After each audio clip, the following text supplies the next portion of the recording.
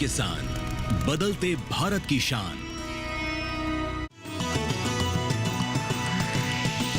DD किसान, बदलते भारत की शान।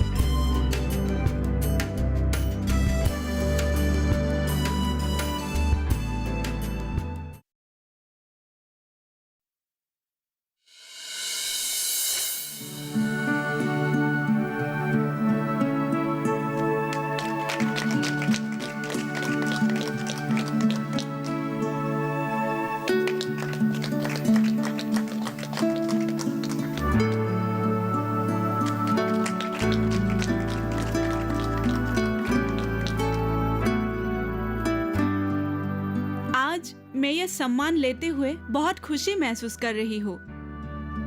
मैं आज आप लोगों से मेरे बारे में कुछ बातें बताना चाहती हूँ। मैं एक गरीब किसान की बेटी हूँ और जिस गांव में मैं रहती थी उसी गांव के सरपंच के बेटे से मैं प्यार करती थी, जिनका नाम था सुमन।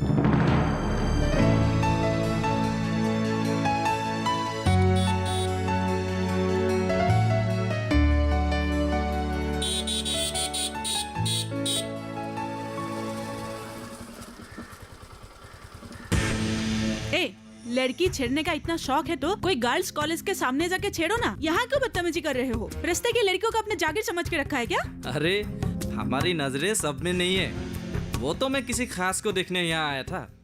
क्या करूँ, उसे देखे बिना दिल को सुकून ही नहीं मिलता। तुम बाज नहीं होगे ना सुमन? जाओ ये डायलॉग बजे कहीं और दिखाओ। ओहो, तुम दोनों लड़ना कब बंद करोगे यार? ये दोनों तो बचपन से ऐसे ही लड़ते आ रहे हैं। ये तो इनका रोज का मामला है और मुझे ना इन दोनों को देख देख के आदत भी हो चुकी है। बस बस, अब इसको इतना ज्यादा बढ़ावा मत दो। वैसे भी इसकी शैतानी दिन ब दिन बढ़ती जा रही है। ठीक है मेरी जान, तुम दोनों इश्क फरमाओ, हम लोग चलते हैं। चलो बाय।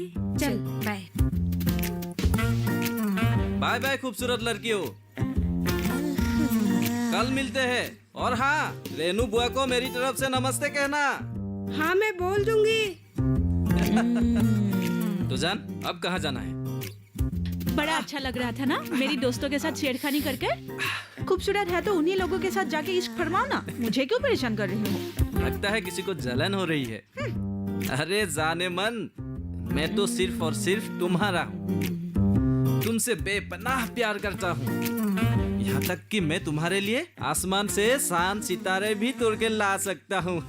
अच्छा जी, तो फिर एक काम करो, पहले तुम लोगों के बगीचे से मेरे लिए कुछ आम तोड़ के लाओ और हाँ, साथ में नारियल भी लाना। आम तक तो ठीक था, लेकिन नारियल? तुम तो मेरे लिए चांद सितारे तोड़ने वाले थे ना, अब क्या हुआ? हवा निकल गई? दरअसल हमारे नारियल के पेड़ में नारियल खत्म हो गया है, आसपास के लोगों को दे दिया ना। अच्छा,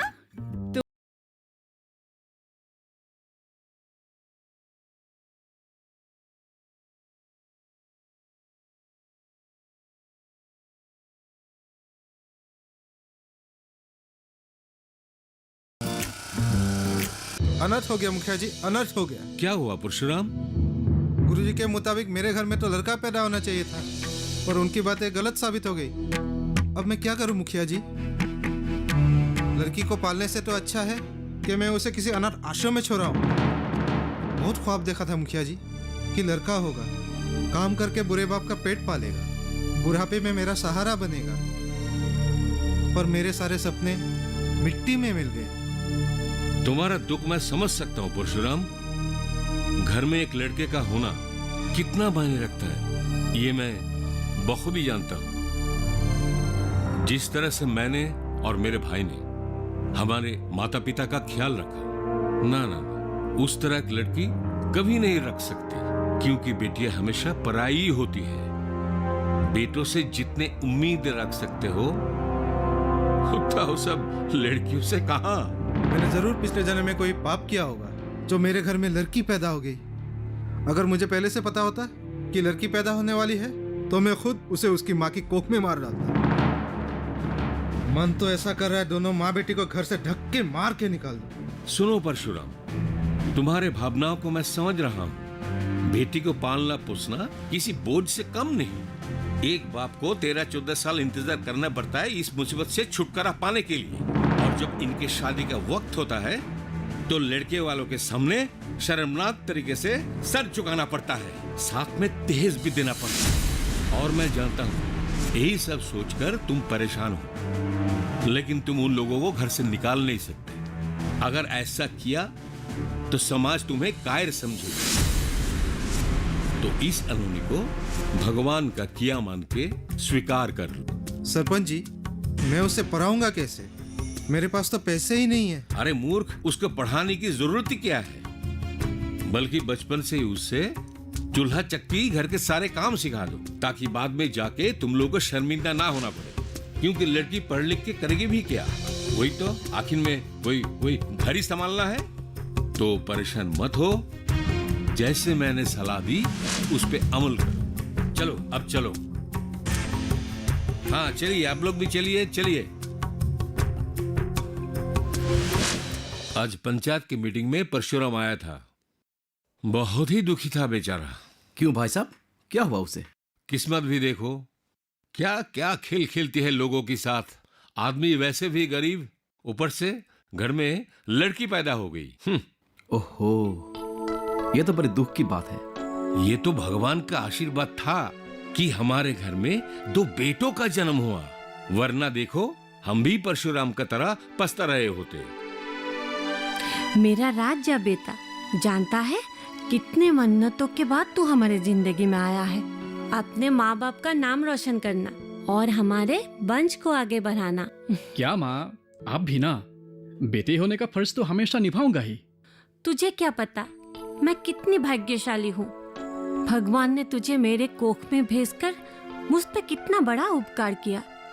अगर गलती से भी लड़की पैदा हो जाती तो यही समाज मुझ पे लांछन लगाती कि मैं इस परिवार को एक वारिस नहीं दे पाई। हाँ, तुम ठीक कह रही हो। ये तो इस खानदान का परंपरा है कि एक पुरुष सदस्य के हाथों में ही इस परिवार का तरक्की लिखी हुई है। देखो, घर और कारोबार चलाने के लिए जो हुनर चाहिए वो सिर्फ और सिर्फ एक पुरुष सदस्य में ही होता है।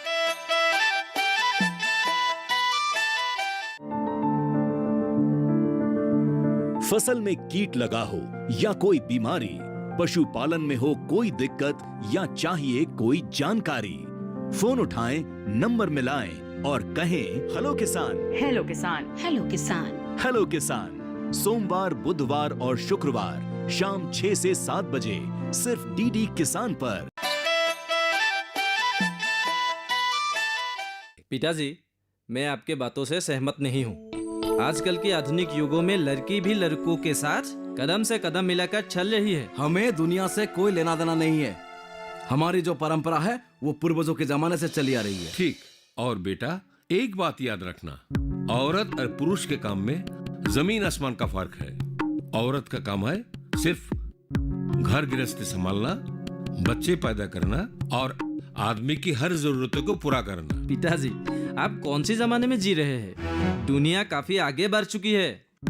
कई जगहों पर औरतों ने इतनी तरक्की की है कि वो मर्दों से भी आगे निकल चुकी है। अरे सुमन, बड़ों से बात करने की तुम्हें जरा सी भी तमीज नहीं है क्या? हरे राम, हरे कृष्णा, हरे कृष्णा, हरे कृष्णा। आओ मुनिम, बैठो। हाँ, तुम्हारे सोच विचार तुम्हारे भाई भास्कर की तरह क्यों नहीं है? आखिर भास्कर भी तो तुम्हारा ही भाई है ना? 4 किताबें क्या पढ़ ली? तुम तो औरत और मर्द के फर्क को ही भूल गए। अरे क्यों बहस कर रहे हैं? अभी तो ये बच्चा है, समझ जाएगा। जब शादी होगी इन सभी बातों का महत्व समझ जाएगा। भाभी जी, बाहर बहुत गर्मी है, थोड़ा शरबत मिल जाए तो आत्मा को सुकून मिलेगा। अरे तुम तो आते ही शुरू हो गए। भाभी जी, सुबह से मैंने नाश्ता भी नहीं किया। थोड़ा नाश्ता मिल जाए तो दिल को शांति मिलेगा।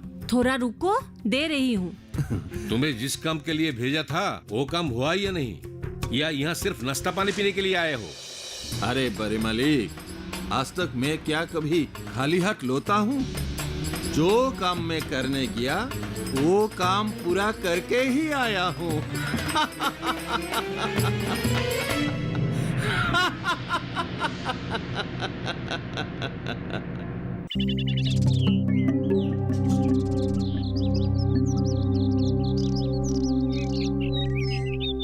दरअसल मुझे तुमसे एक बहुत जरूरी बात करनी है, इसलिए इस वक्त बुलाना पड़ा। बोलो। मेरे पिताजी को हमें यूँ चुप चुप के मिलना बिल्कुल पसंद नहीं है, क्योंकि तुम एक बहुत बड़े खानदान के लड़के हो और मैं ठहरी मामूली किसान की बेटी। अनामिका, तुम ये कैसी बातें कर रही हो? क्या तुम्हारे बाबूजी हमारे रिश्ते से नाखुश है? ऐसी बात नहीं है। मेरे पिताजी तुम्हें बहुत पसंद करते हैं, लेकिन तुम्हारे घर वाले हमारे इस रिश्ते को कभी मंजूरी नहीं देंगे और इसी बात का उन्हें डर है। एक ना एक दिन तो उन लोगों को हमारे बारे में पता चलना ही है, और अगर तब तुम्हारे पिताजी ने मुझे ठुकरा दिया तो मेरा क्या होगा? मैं तुमसे वादा करता हूँ अनामिका, मैं सही मौका देखकर जल्द ही पिताजी से हमारे रिश्ते के बारे में बात करूंगा, और अगर वो ना भी माने तब भी मैं तुमसे ही शादी करूंगा, चाहे इसके लिए मुझे घर से ही निकाल क्यों ना दे। पर मैं तुम्हें यकीन दिलाता हूँ, पिताजी मेरी बात कभी नहीं ठुकराएंगे। यही तो मैं नहीं चाहती कि मेरे लिए तुम अपने परिवार वालों के खिलाफ जाओ। आखिर इतनी अच्छी जिंदगी है तुम्हारी, धन दौलत मान सम्मान सब कुछ है, मेरे लिए इतनी जोखिम क्यों उठाना चाहते हो तुम? तुम्हारी बगैर इन सब चीजों का कोई मोल नहीं। मेरी जिंदगी में सिर्फ तुम्हारा नाम लिखा हुआ है अनामिका। तुम्हारे अलावा किसी और के साथ मैं खुश नहीं रह पाऊंगा। मेरी जिंदगी में अगर तुम नहीं तो मैं जिंदा रहकर क्या करूंगा? इससे अच्छा मर जाना ही बेहतर है। दोबारा अपनी जुबान पे ऐसी बातें कभी मत लाना सुमन, क्योंकि मेरी हर धड़कन तुमसे जुड़ी हुई है और मेरी हर सांसों में भी बस तुम्हारा ही हक है। जिंदगी में हर मुश्किलों का सामना कर सकती हूँ सुमन, लेकिन तुम्हारे बगैर एक पल भी जीना मेरे लिए दुश्वार है। और रहा सवाल तुम्हें खोने की, ये बातें तो मैं सपनों में भी नहीं सोच सकती। चलो मैं तुम्हें घर छोड़ देता हूँ।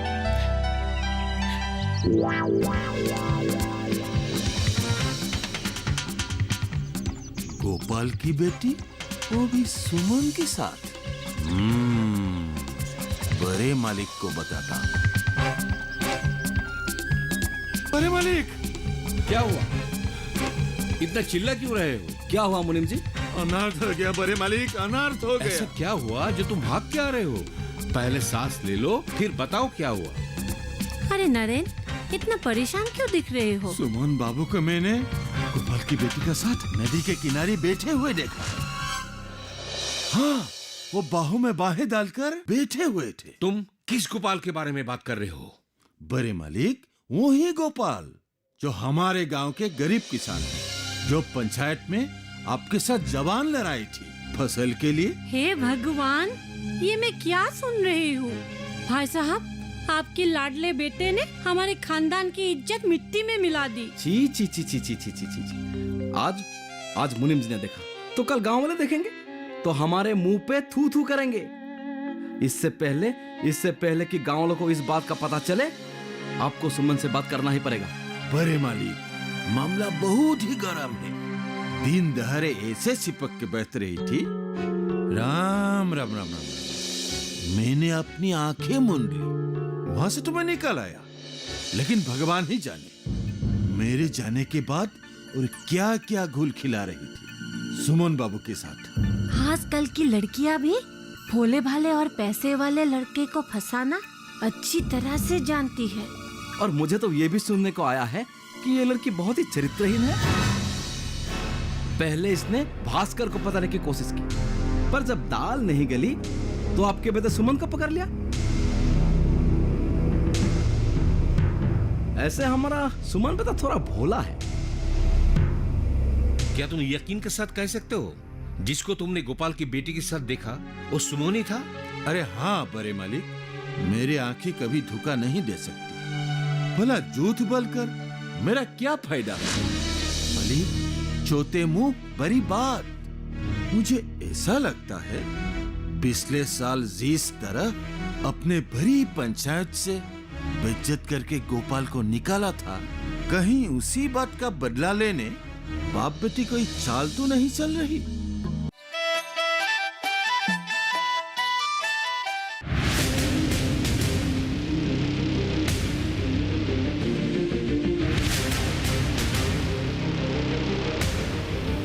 जब तपती है धरती, सूरज उगलता है आग, ठंड में जब सर्दी जमा देती सबके हाल, सब छुप जाते अपने अपने घरों में, तब बाहर निकलता सिर्फ एक इंसान, भरने के लिए हम सबका पेट, खून को पसीने की तरह देता बहा, थक जाता, झुलस जाता, हो जाता बीमार, तब उसकी सेहत का ध्यान रखता सिर्फ डीडी किसान।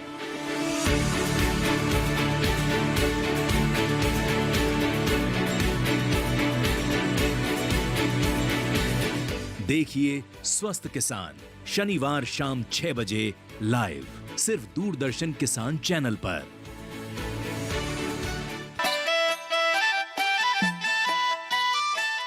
नरेन बिल्कुल सही कह रहा है भाई साहब। कहीं हमारे सीधे साधे सुमन को फंसाकर वो हमारे घर की बहू तो नहीं बनना चाहती। अगर ऐसा हुआ तो जात बिरादरी में हमारी क्या इज्जत रह जाएगी। नहीं नहीं भाई साहब, यह मैं हरगिज नहीं होने दूंगा। आप कहे तो मैं बाप बेटी को घर से अगवा कर लेता हूँ। ये सब करने की कोई जरूरत नहीं। बड़े मालिक, वक्त रहते ही सांप को कुचल देना ही बेहतर होगा। और वैसे भी इन्होंने और हमने मिलके हमारे सुमन के लिए एक बहुत ही सुंदर और सुशील लड़की देख के रखी थी। बड़ी ही उसी खानदान की है वो लड़की। तुम लोगों ने इस बारे में मुझे पहले क्यों नहीं बताया? भाई साहब, हम तो सुमन के पढ़ाई पूरी होने का इंतजार कर रहे थे। हमें क्या मालूम था कि वो ऐसी बचकानी हरकत करेगा। तुम लोग उत्तेजित मत हो, सुमन को आने दो, मैं खुद उससे बात करूंगा।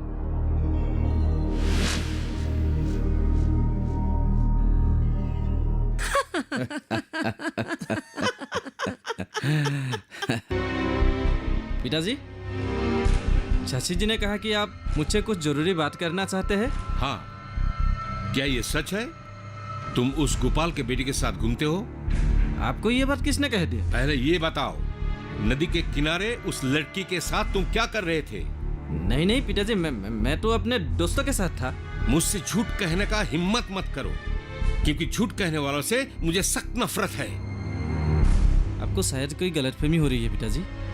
सच में मैं अपने दोस्तों के साथ ही था। यानी तुम कहना चाहते हो कि नरेन झूठ बोल रहा था? पिताजी, मुझे लगता है मुनीम जी मुझे फंसाना चाहते हैं।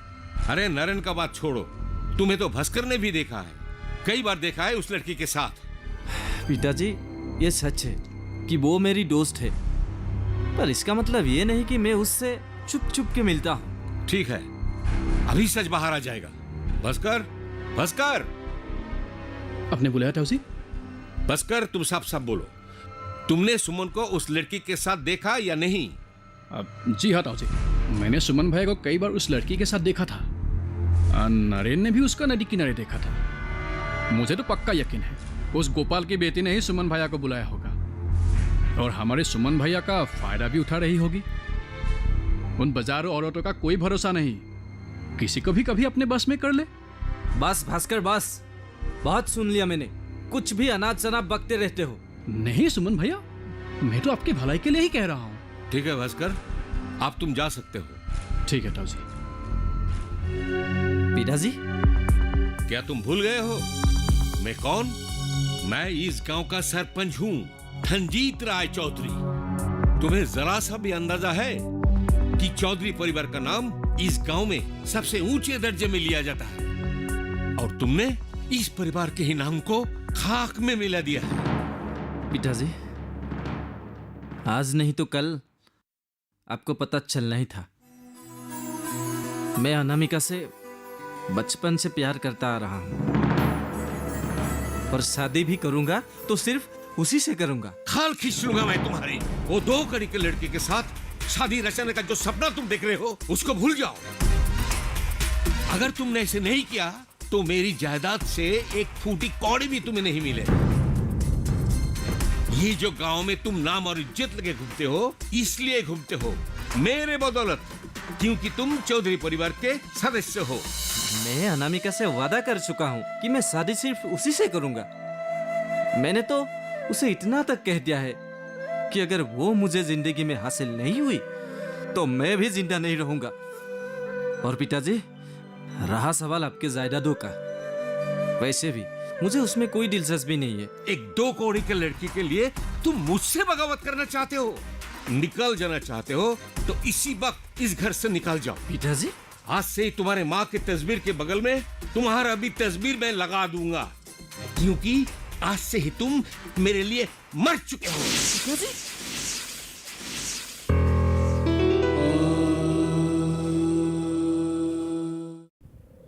अनामिका, अनामिका, तुम अपने कपड़े बांधो और चलो मेरे साथ। हाँ? तुम ये सब क्या कह रहे हो? मैं कुछ समझ नहीं पा रही हूँ। अनामिका, तुम अगर सच्चे दिल से मुझसे प्यार करते हो तो अभी के अभी मेरे साथ चलो। मैं अपने घर और परिवार को छोड़कर हमेशा के लिए तुम्हारे पास आया हूँ। ठीक है, पहले तुम थोड़ा शांत हो जाओ और मेरी बात ध्यान से सुनो। बाबूजी अभी घर पे नहीं है, वो खेत में काम करने के लिए गए हैं, और मैं भला बाबूजी को बिना बताए तुम्हारे साथ कैसे जा सकती हूँ? और कहाँ जाएंगे, क्यों जाएंगे? हमारे रिश्ते के बारे में मेरे पिताजी को सब कुछ पता चल गया। तुम सही कह रही थी, हमारे रिश्ते की अहमियत को मेरे पिताजी कभी नहीं समझेंगे। पर मैंने भी पिताजी को साफ साफ कह दिया है कि मैं अगर शादी करूंगा तो अनामिका से ही करूंगा। इसी बात से नाराज होकर पिताजी ने मुझे घर से निकाल दिया है। ये तुमने अच्छा नहीं किया सुमन। तुम्हारे पिताजी का गुस्सा होना जायज है, क्योंकि मैं ठहरी एक मामूली घर की लड़की और तुम सरपंच का बेटा। मैंने तो पहले ही तुम्हें समझाया था कि मेरा तुम्हारा कोई मेल नहीं। हाँ, अब जो होना था हो चुका है।